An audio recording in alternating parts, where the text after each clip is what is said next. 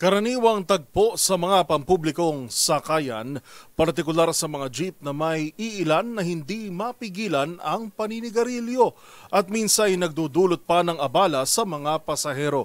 Kaya isang responsibilidad ng mga driver ang paglalagay ng no smoking sign sa kanilang sasakyan at ang pagbabawal na manigarilyo sa loob ng kanilang PUV. Ang maaaring kaharapin ng mga PUV driver na lalabag rito. Alamin sa report ni Rose Babiera.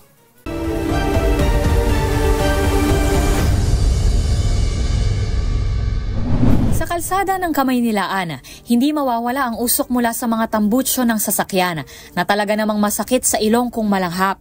Bukod dito, isa pang perwisyo ang paninigarilyo ng ilan na kahit na ipinagbabawal sa mga public space ay hindi pa rin maiwasan ang pagsindi ng sigarilyo. Halimbawa rin ito ang ilan na nagagawa pa ring manigarilyo sa loob mismo ng mga pampublikong sasakyan kung saan hindi rin masita ng mga driver.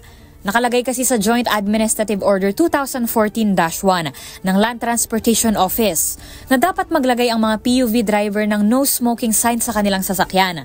Bahagi nito na pagbawalan ang mga pasaherong nais manigarilyo sa loob ng mga pampublikong sasakyan na lubhang nakakaabala sa mga pasahero at maaari pang pagmulan ng sakit.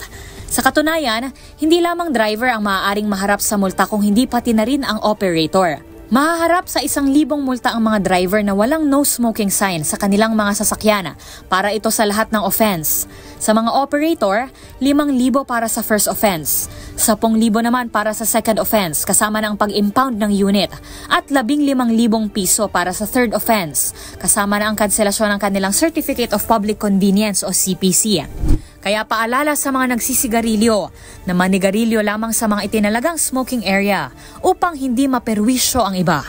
Kung mayroon pa kayong nahuling ipinagbabawal na akto o kaya naman ay mayroon kayong reklamo, itag nyo kami sa DZRH. Hoy! Bawal yan!